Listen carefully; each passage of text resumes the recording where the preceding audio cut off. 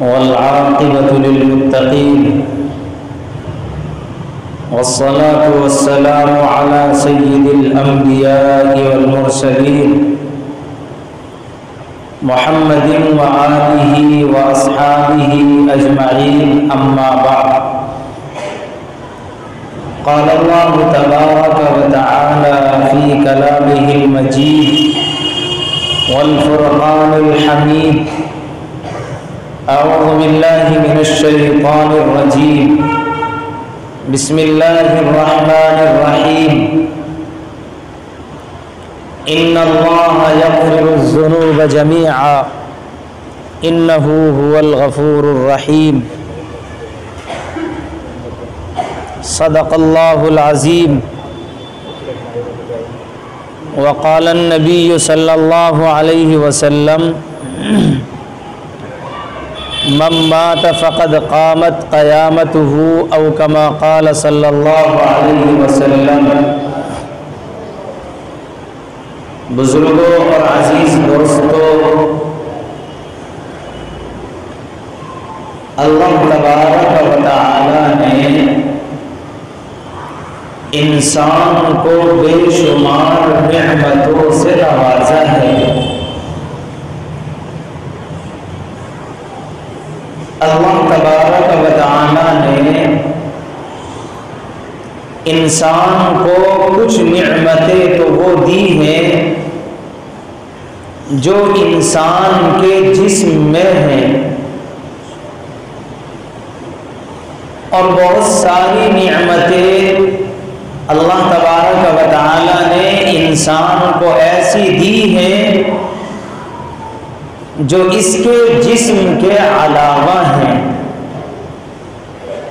اگر انسان اپنی ذات کے بارے میں غور و فکر کرے، اگر انسان اللہ کی ان نعمتوں کا مشاہدہ کرے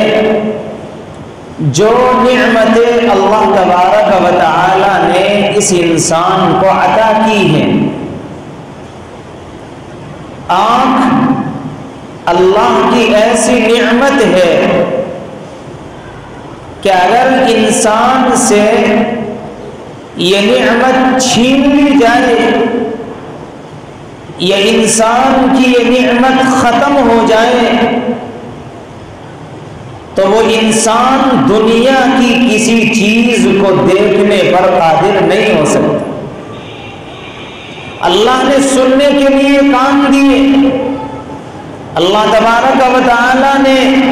سمجھنے کے لیے عقل دی، دماغ دیا، اور اللہ تبارک و تعالی نے اس انسان کے سسٹم اور باڈی میں ایک ایسی چیز رکھی ہے جس کو دل کہا جاتا ہے. اگر انسان کا دل صحیح ہوتا ہے تو اس کا سارا جسم صحیح ہوتا ہے، اور اگر انسان کا دل خراب ہو جائے، انسان کا دل بیکار ہو جائے تو وہ انسان بھی بیکار ہو جاتا ہے، اس کا سارا سسٹم خراب ہو جاتا ہے. اسی کو اللہ تبارک و تعالی نے اپنی کتاب قرآن میں بیان کیا ہے: وَفِي أَنفُسِكُمْ أَفَلَا تُبْصِرُونَ. کہ اے انسان، تو اپنی ذات میں غور و فکر کر کہ اللہ نے تجھے ایسی ایسی نعمتوں سے نوازا ہے کہ اگر تو ان نعمتوں کے بارے میں غور و فکر کرنے لگے اور ان نعمتوں کی قدردانی کرنے لگے تو پھر تو کبھی اللہ کی ذرہ برابر بھی نافرمانی نہیں کر سکتا. اسی کو اللہ تبارک و تعالی نے دوسری آیت میں بیان کیا ہے.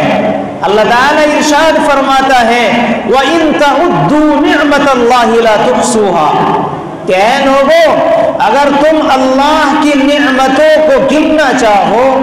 اللہ کی نعمتوں کو شمار کرنا چاہو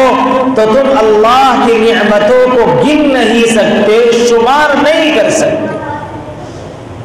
لیکن ان تمام نعمتوں میں اللہ تبارک و تعالی نے جو انسان کو سب سے بڑی نعمت دی ہے وہ سب سے بڑی نعمت ایمان کی نعمت ہے، وہ اسلام کی نعمت ہے۔ جس آدمی کے پاس ایمان ہوگا،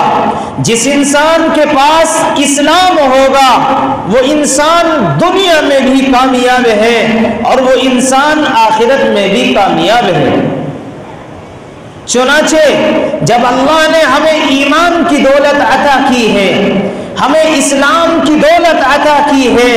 تو ہمیں وہ کام کرنے ہیں جن سے اللہ راضی ہو جائے، جن سے اللہ خوش ہو جائے۔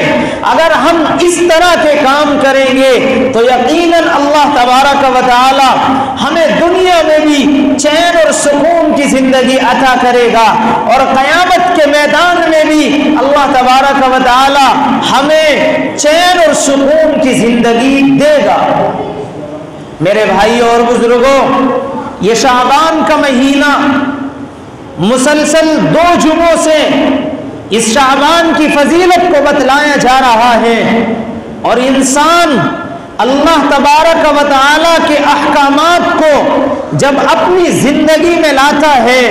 تو یقیناً اللہ تبارک و تعالی اس سے راضی اور خوش ہوتے ہیں۔ چنانچہ اسی شعبان کے مہینے میں اللہ تبارک و تعالی نے مسلمانوں کو، ایمان والوں کو ایک رات ایسی عطا کی ہے جس رات کو شب برات کہا جاتا ہے، جس رات کو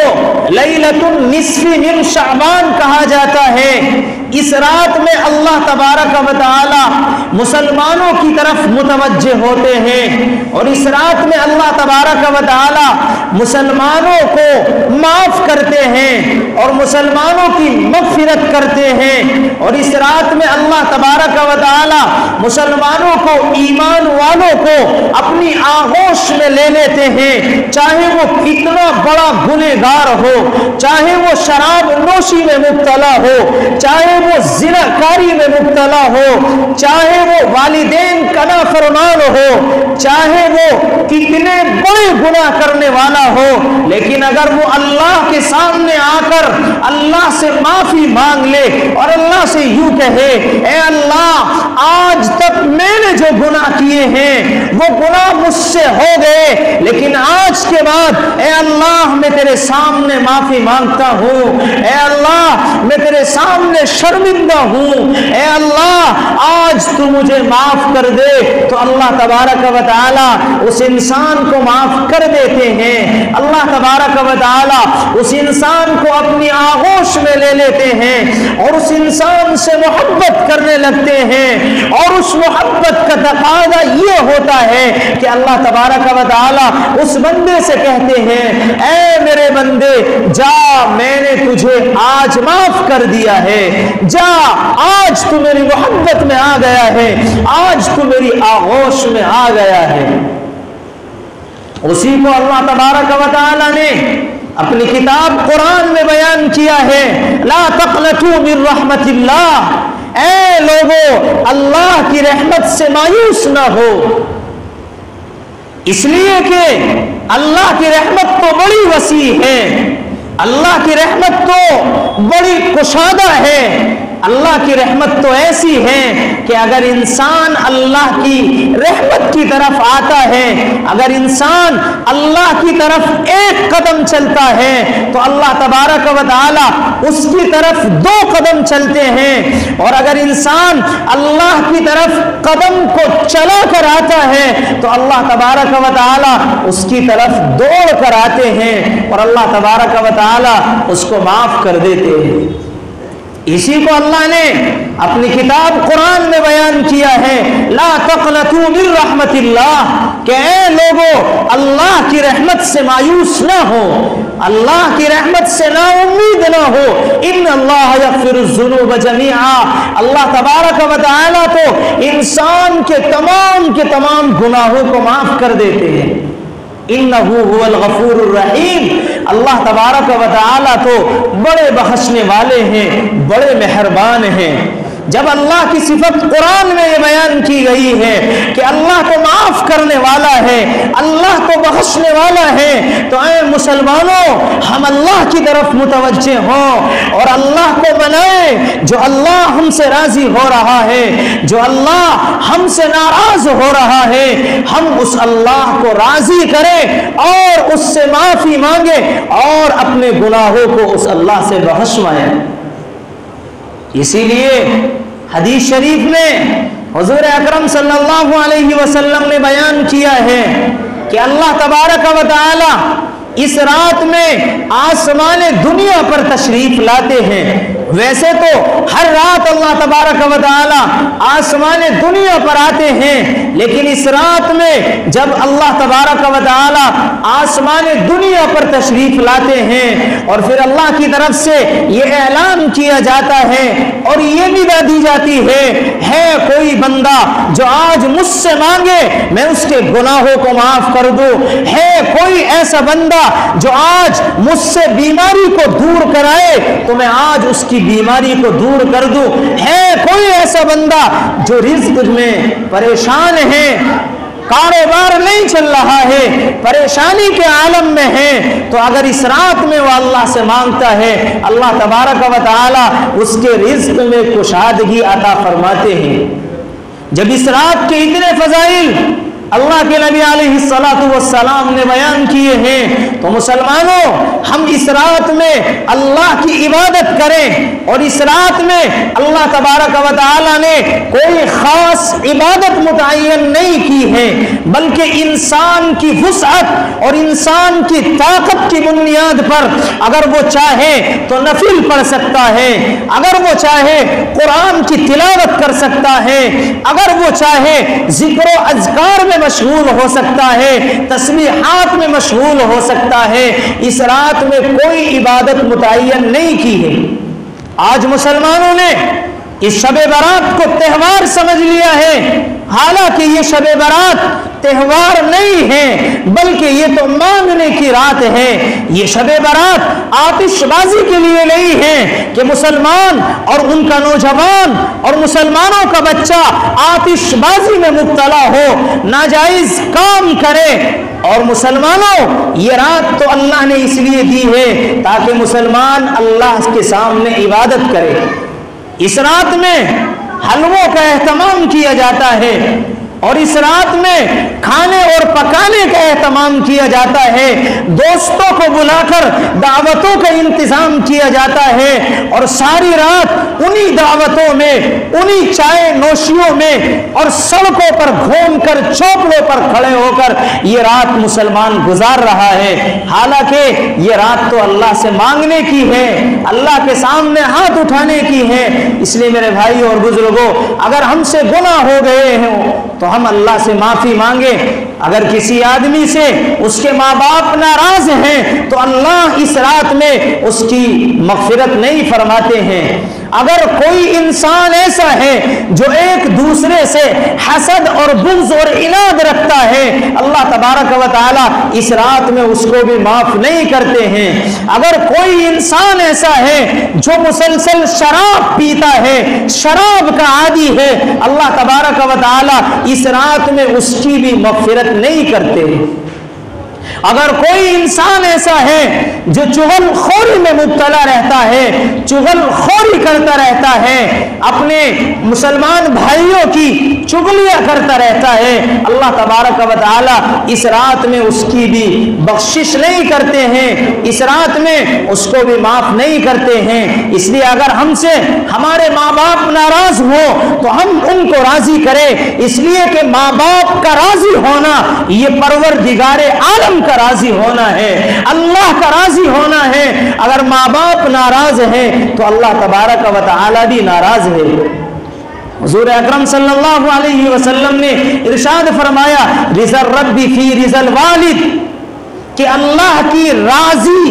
माँ बाप की राजी में है, यानी जिसके माँ बाप उससे राजी हो अल्लाह तबारक व तआला भी उससे राजी है, और जिसके माँ बाप उससे नाराज हो अल्लाह तबारक व तआला भी उससे नाराज है। एक रिवायत में हुजूर अकरम सल्लल्लाहु अलैहि वसल्लम ने इरशाद फरमाया कि जो इंसान अपने माँ बाप को प्यार और मोहब्बत की निगाह से देखता है अल्लाह तबारक व तआला उसको हज और उम्रे का सवाब अता फरमाते हैं। सहाबी रसूल ने अल्लाह के रसूल सल्लल्लाहु अलैहि वसल्लम से सवाल किया, या रसूल अल्लाह, अगर कोई आदमी अपने माँ बाप को दिन में 10 मरतबा देखे तो क्या उसे 10 मरतबा हज और उम्रे का सवाब मिलेगा? तो हुजूर अकरम सल्लल्लाहु अलैहि वसल्लम ने इरशाद फरमाया, हाँ मेरे सहाबी, उसको 10 मरतबा ही उम्रे का सवाब मिले।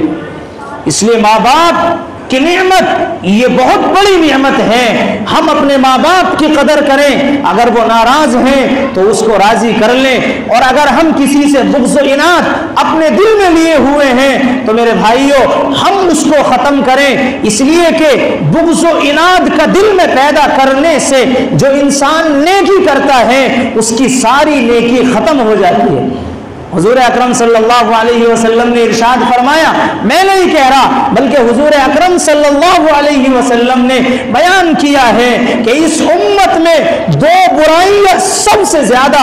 आम होंगी और इस उम्मत में दाखिल होकर रहेंगी, और आपने इरशाद फरमाया अल हसद वल बग़्ज़ा, वो दोनों बुराइयां एक हसद है एक बुग़्ज़ व इनाद है। और फिर आपने इरशाद फरमाया ला अक़ूल तहलिक़ुश शअरा बल तहलिक़ुद्दीन, कि ये दोनों बुराइयां ऐसी हैं कि ये इंसान के, मुसलमान के, ईमान वाले के दीन को ख़त्म कर देती है। इसलिए हम जो नेक अमाल करते हैं तो ये हसद और ये बुग़्ज़ हमारे उन नेक अमाल को ख़त्म कर देता है। इसलिए अगर हमारे दिल में किसी की तरफ से बुग़्ज़ व इनाद हो तो हम उसको ख़त्म करें और उससे प्यार और मोहब्बत करें। अगर कोई नौजवान शराब का आदी हो तो वो शराब को छोड़ दे, इसलिए कि शराब तमाम बुराइयों की जड़ है। जब इंसान शराब पीता है तो उसके होश व हवास ख़त्म हो जाते हैं, न उसको अपनी माँ का पता न उसको अपनी बहन का पता। और ये शराब ऐसी चीज है जो आपस में लड़ाई और झगड़ों को पैदा कर देती है। इसलिए अगर कोई नौजवान शराब पीता है तो वो तौबा करे, इस्तिग़फ़ार करे और शराब से अपने आप को दूर रखे, इसलिए कि शराब पीने वाला जिस्मानी बीमारियों में भी मुब्तला हो जाता है, मुसलसल पेट के दर्द की बीमारी में मुब्तला हो जाता है, मुसलसल पेशाब के कतरों की बीमारी में मुब्तला हो जाता है। डॉक्टरों की और बड़ी बड़ी तहकीक है। इसलिए मेरे भाइयों और बुजुर्गों, अल्लाह ने जो हमें ये रात दी है हम इसकी कदर करें और अल्लाह की तरफ मुतवज्जे हों और अल्लाह से माफ़ी मांगे और अल्लाह को राज़ी करें। अगर अल्लाह हमारा राज़ी हो गया तो मेरे भाइयों हम दुनिया में भी खुश हैं, दुनिया में भी कामयाब हैं और आखिरत में भी कामयाब हो जाएंगे। अल्लाह तबारक व तआला हम सब को इस रात की कदर करने की तौफीक नसीब फरमाए। व आखिर दावाना अनिल हम्दुलिल्लाहि रब्बिल आलमीन।